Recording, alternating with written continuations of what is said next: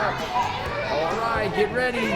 I've been with the district since 2009. It's been a blessing. It's just I can't even call this a job. This is just, it's family. It's a joy every time I step foot in this campus. Every day to make a difference in somebody's life and just make somebody else's day better, for me to improve, and just to see when the children have build up that self-confidence. I want them to be excited, not just for PE, but for learning. I want them to get in the habit of not to be afraid to learn.